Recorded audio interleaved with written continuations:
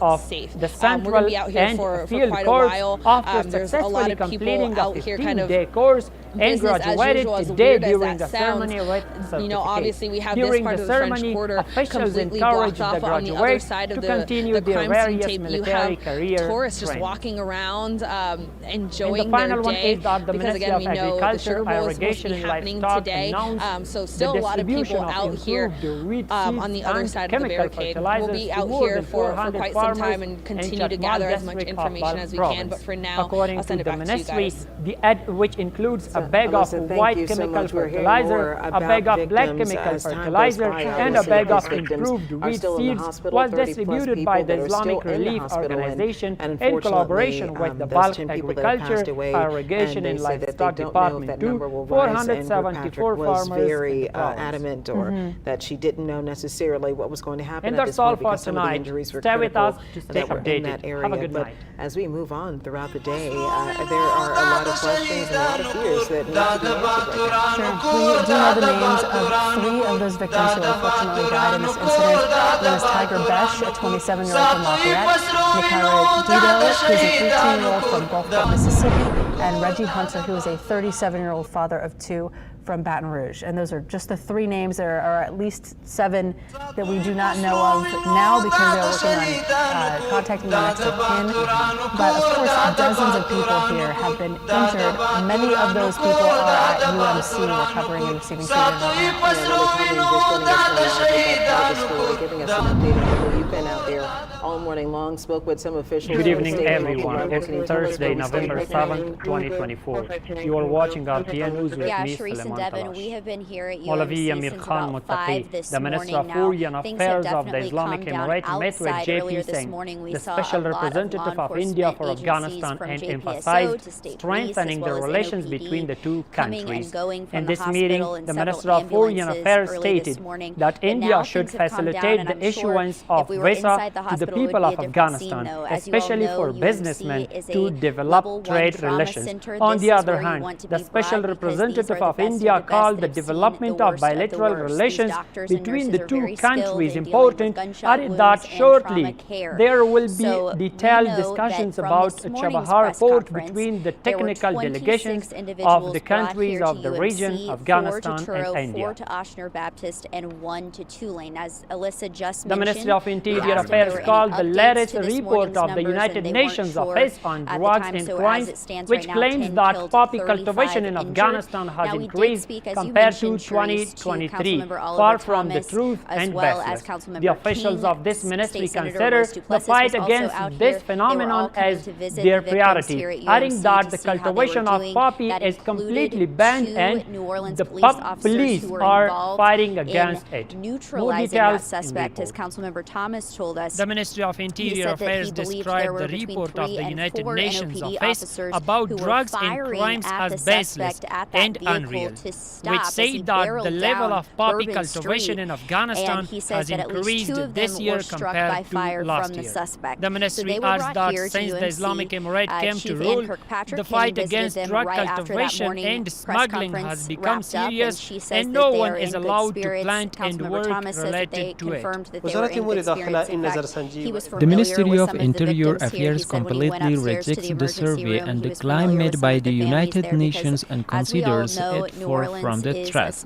Or perhaps the survey was conducted by the United Nations Office on Drugs and Crime before the police campaign to eradicate poppy fields earlier this year, after which all those poppy fields were eradicated by the police.